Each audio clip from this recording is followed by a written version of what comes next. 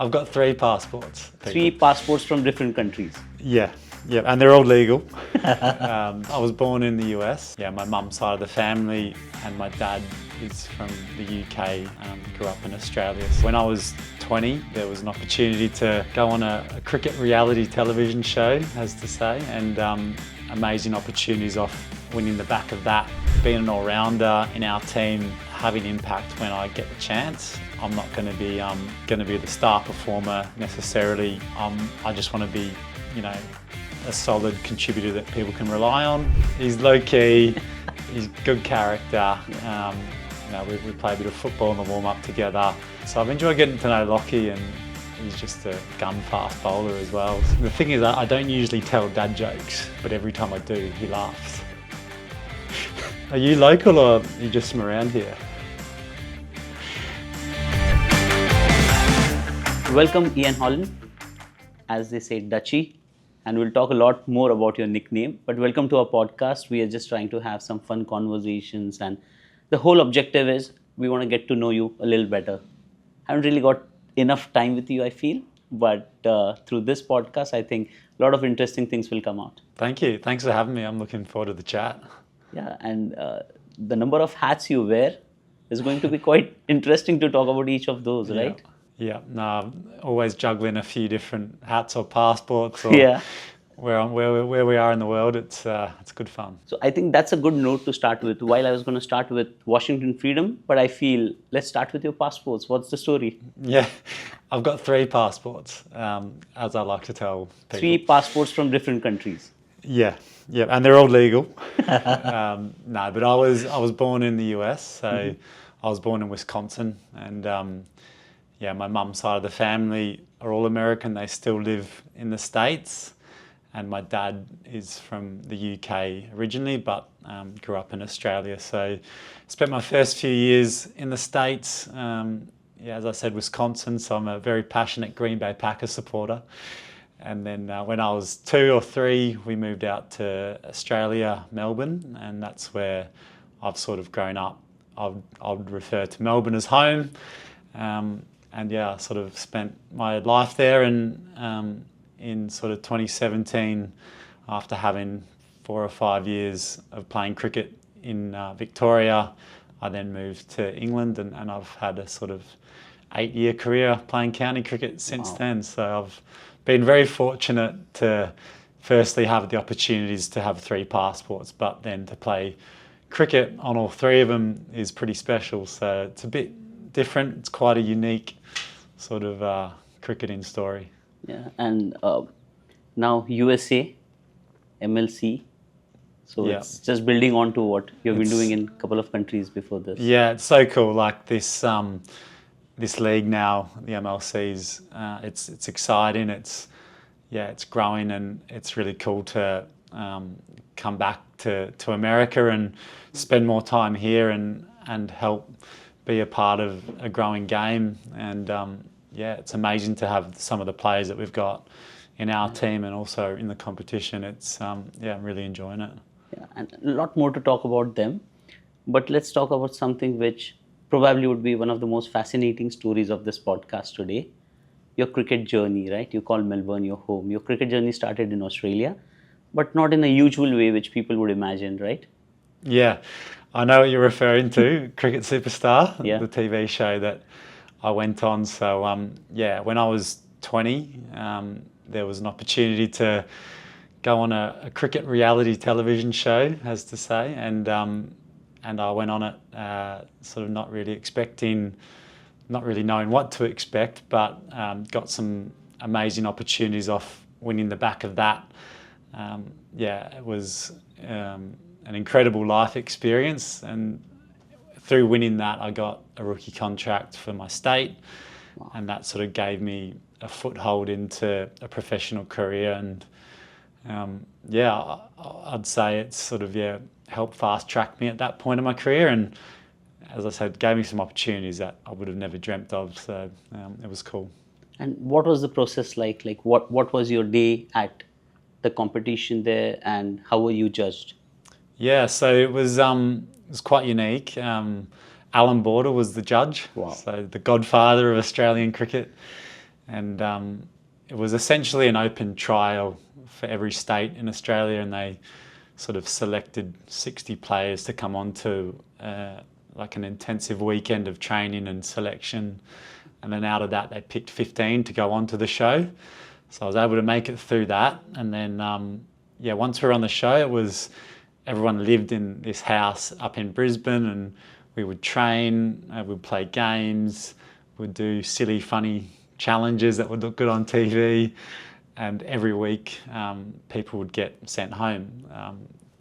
That would be to the judgment of Alan Border, and he would keep the players on that he wanted to sort of give that opportunity to, and I was lucky enough to make it all the way to the end and be a judge of the winner. So as I said, I got the opportunity to meet some of like my childhood heroes. So even Ricky Ponting was doing a masterclass at one of the training sessions on the show. Guys like Alan Border were around us day in, day out. It was amazing. Life could be kind of funny at times. Now you're reunited with Ricky here. Yeah, it's amazing. Like, this is one of the other cool things about being a part of Washington Freedom. Some of the players in the team, like Glenn Maxwell, was also at Victoria when I first started out. So I played a little bit of cricket when I was younger with him, and other guys I've sort of come across. It's really cool to have that 360 sort of experience now. And as you alluded to, Ricky was on the show, and I did mention it to him when I first connected with him on the tour, and I wasn't expecting him to remember, but he did remember, and he asked me if I learnt anything. So you got some sense of humor. Yeah, he's good. We did a fielding session actually, so hopefully I can get a direct hit run out and tell him I learnt something. Amazing. And how's life been for you growing up, been to multiple countries, trying to find one home?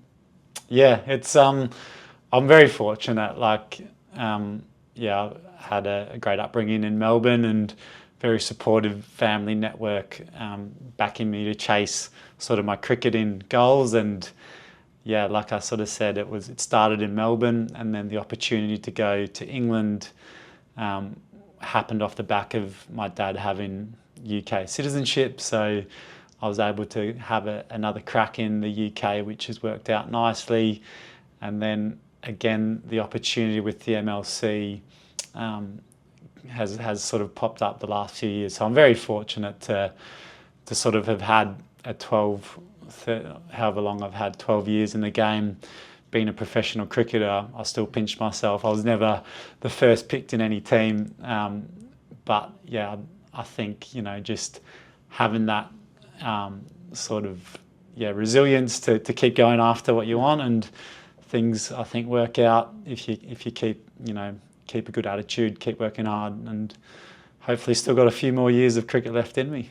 Yeah, and there's so much to learn from you, what you're saying right now, words of wisdom. How did this stint happen for you? Like, who called you? What was the conversation like? And when did you think that you have to play this year? Yeah, so I sort of watched from afar last year, and I heard, firsthand how good the competition was, and I always wanted to be a part of the MLC. And I guess I got drafted in this year's draft by Washington, but I sort of had I'd spoken to Maxi Klinger. He's also based in Melbourne, and potentially, just having some connections there. And then also there's quite a few Australians within the team who may have known of what I can bring to the table. And we're really fortunate to be in the position with Washington, and just want to try and repay that faith and improve my game. Really, there's some great opportunities through the coaches and players that I'm playing with to get better, and for me that's what it's about. It's to keep getting better every time I'm playing, and to be part of success and winning. That's always the aim in a team sport, and we're going nicely, so hopefully we can finish off this tournament really well. Fingers crossed. Fingers crossed. And that also is a nice segue into talking about Washington Freedom, right? How's your journey been so far? It's been awesome. Like, it's such an amazing franchise to be a part of. From Sanjay, such a generous man, and the coaching setup to the playing group, to the support staff. It really does have a good family feel to it, and we've had a great time both on and off the field. And I think if in any environment you can look after the wider environment, I think it's going to help the on-field performance. And it's been a really enjoyable experience so far, and hopefully we can keep on rolling on for a few more days. Absolutely. This is one of the favorite setups I've been part of ever. Yeah, it's awesome, isn't it? Yeah. Me too. Everyone's quite easygoing. Yeah. And always trying to kind of pull each one's leg, having fun. Yeah. It's been quite fun so far. No, it's been a good balance of fun and some serious cricket. And some serious cricket and some good cricket. Talk us through some of the games this season. Which was your favorite game? Good question. I think, I mean, personally, the first game that I played, that was quite special to win, and bowled okay in it. But to get a win was really cool, just to be a part of it. But I think in terms of the way that we've played, the second time we played MI was pretty incredible. I think we put together a really good game with the bat and the ball. So probably that one. But hopefully I can say tonight and then the final, if we can get there and win that. That would be special. About your personal performances also, I mean, at times you're someone who would kind of fly under the radar, but you bowl difficult overs, and you've picked up key wickets also. So you happy with how things have shaped up for you? Yeah, I think for me, being an all-rounder in our team, it's just about having impact when I get the chance. I can read the room and tell by the players that we have in our team that I'm not going to be, going to be the star performer necessarily, but I just want to be, a solid contributor that people can rely on, and hopefully know what I can bring to the table and bring that consistency when I get the chance. So, it's for me, it's about learning, trying to execute when I get the chance, and just bring a lot of energy and good vibes to the group. Yeah, and from the way I view it, I think our team has been more about everyone chipping into our success, right? Not just dependent on one or two players. Yeah, absolutely. I had a good coach tell me once that every day is a fishing day and not every day is a catching day. So I think bringing that attitude every time to a game, we talk about focusing on the process of what we're doing rather than focusing on the outcome. And I think we've got a good mix of that, had a good balance of that approach in this tournament. And that's certainly the way I like to approach cricket, and just being in the moment and focusing every ball. So hopefully, we can keep that attitude and momentum going our way. So one of the most interesting characters I've met this season is Sean. So how have your interactions been with him, and how much fun you guys have had together? Yeah, he's a beauty. So he's a bowling coach. It's been good to connect with him around the plan inside of leading into games, and had some really good conversations with him. And also off the field on the golf course, I think he's a bit of a bandit off his handicap. He's been taking a few blokes down, but we both have a similar shot shape, which is a hard fade, which not many golfers would say is the right way to hit a golf ball. So we do connect nicely in that way that we play golf. But he's been a beauty. He's a great person to have on the coaching staff, and really nice way about him to sort of connect with the players as well. And a lot's been spoken about his banter with Patrick. Yeah. They keep it lively, right? No, he's good. He, as I said, Winger, he takes no prisoners on the golf course, and he's not short of some banter either. And how has your experience been with someone like Cam or Ricky? Yeah, it's been great. As I mentioned earlier, with Glenn at Victoria, the same was with Cam. He was also finishing up his playing career when I started, so it's been nice to reconnect with Whitey, and his batting knowledge is brilliant. So I've had some good conversations with him around where I can improve, and sort of having real clarity on the way I can play with the bat. And then also Ricky's just got a great cricket mind, as we all know, and like childhood hero. It's really cool to just be connecting with him in this team, and yeah, he's been a really awesome head coach. He sets the tone really well, and his messaging's always spot on. So it's a privilege to play under. Exactly, and I mean, from outside it looks quite intimidating to be around Ricky Ponting, but it's completely opposite, right? He makes you just feel cool. Yeah, no, he's got a really nice way, and I think, yeah, I can imagine a lot of people say you're one of those guys you want to have on your team and in your trench, and yeah, you certainly get that vibe off him, and no, it's been pretty cool. And how's it been playing with Smudge this year? Yeah, it's been really cool. Do you think he's smiling a lot more? Well, I've not played with him before, so I don't really have a lot to compare to, but I think he's enjoying his time, and he's playing really good cricket. He's a great captain to play under, and he's also seems to be enjoying himself on the golf course. He's hitting the ball nicely on and off the field. Were you around when the golf cart went spinning?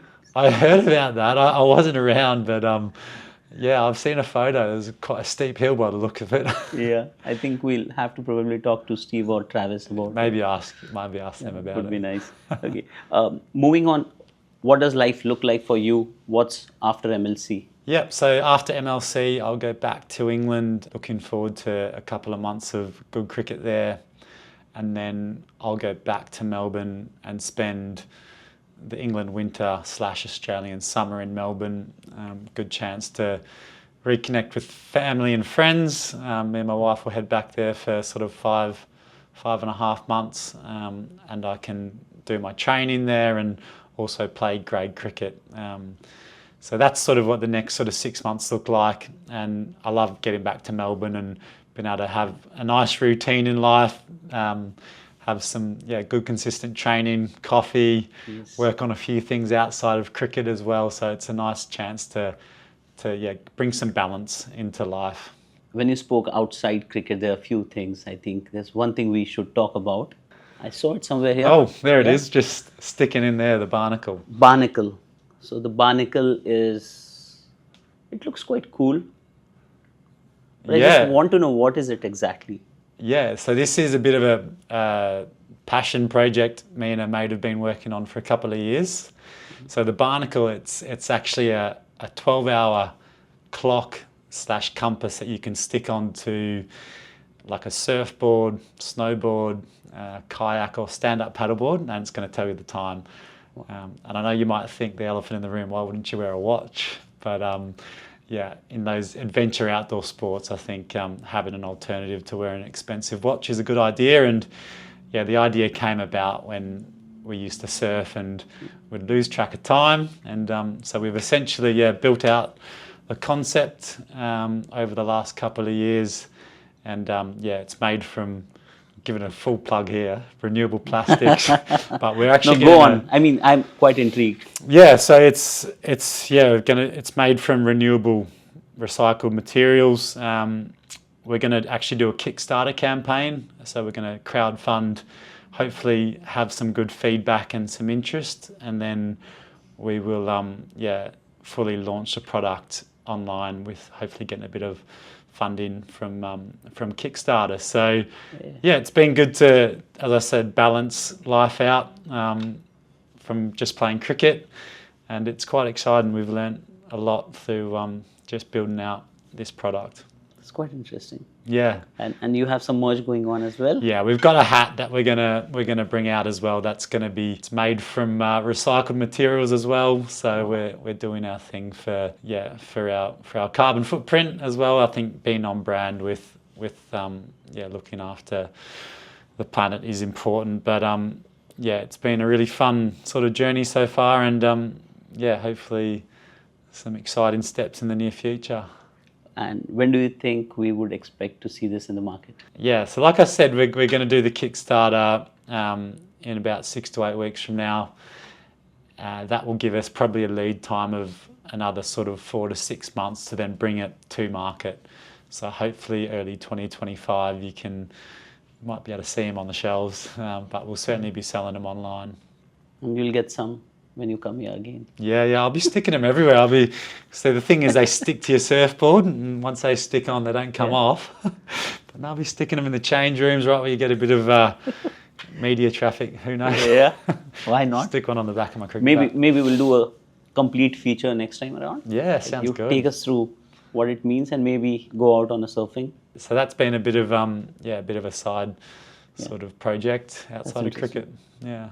What else do you do apart from cricket? What keeps you going in life? Yeah, so I'm married. My wife Chloe, we got married in December last year. So yeah, it's exciting to we're starting our marriage together, and we're pretty relaxed. We sort of hop between Australia and England, but outside of cricket, I'll try and play a bit of golf. Love the outdoors. Enjoy seeing my mates when I can, and don't take life too seriously. I think trying to enjoy it as much as I can. But yeah, that's sort of me in a nutshell. That's amazing. Who's been your favorite kind of teammate? I've enjoyed Lockie Ferguson. Getting to know Lockie. He's I think Australians and Kiwis just have like. He's also low key. He's low key. He's good character. Yeah. We play a bit of football in the warm up together. He also has like some interests outside of cricket that he's pursuing. So I've enjoyed getting to know Lockie, and like he's just a gun fast bowler as well. So I think it's been really cool to connect with some of the best players in the world and just tap into how they go about their cricket. Not necessarily saying that the way they do it is the way I'm going to do it, but I think anytime you get the chance to be around guys like Steve Smith or Travis Head, Glenn Maxwell, just trying to tap into their sort of mindset and approach is really cool. It's a great opportunity. As I said, doesn't mean I'm going to do it the way they do it, but having a bit more knowledge, I think, helps you grow as a player. And that's been cool. A cool part of this experience for me, having those guys as teammates. One thing I would really want to kind of understand from you is playing competitive cricket gets to you at some point, right? Yeah. How do you keep yourself kind of calm through the situation? Yeah, it's difficult. I think having that pressure to perform. It's a part of the game, and I think you don't really ever not feel nervous. So I certainly don't ever not feel nervous, but I think learning to embrace it is a way to sort of understand it's a positive thing. If I wasn't getting nervous, maybe you lose a bit of sharpness or whatnot. But I think having that nervous edge to going into a game, it's like makes you feel alive and allows you to, I think, bring hopefully a bit of laser focus into your game. But that's just a part of the game that we play, and I always like to bring it back to balance and good learnings for whatever I do after cricket as well. I think reminding yourself that you're not identified as a cricketer by what you do. It's just something you do as a person. I think as I've gotten older, that's helped me just bring a bit of balance into the way I'm approaching the game, because I think when I was younger, you do define yourself by how well you do as a cricket, or you do define yourself by how well you're doing on the field. But I think be as consistent as you can be. Just reminding yourself that it's not the be-all and end-all is important. Maybe that's giving you a bit of an idea about how I approach it. I was just trying to relate to it, and it happens to, almost all of us, right? Yeah. There comes a point where our only identity becomes what we do. Yeah, 100%. And eventually you start learning and separating it from the person you are.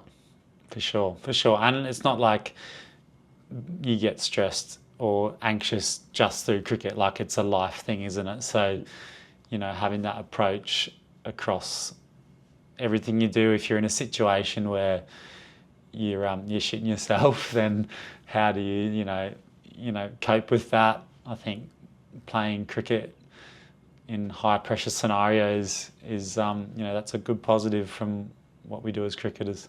It's been a nice conversation so far, and I mean, I feel things have got a little intense in terms of the conversation.